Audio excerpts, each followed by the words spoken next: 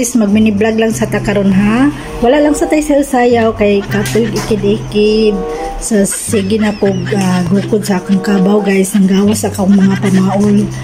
So karon kay ang ingon ni ma'am na dili na daw may magluto sa rice cooker kay 1 cup ra ang mong lutoon, tapos ang rice cooker is 1 hour. Magamay o madaghan ang lutoon, 1 hour siya guys nga i-consume. So nagvolunteer siya guys nga magluto diri sa gamay nga kaldero. Yan. So maniyag luto guys.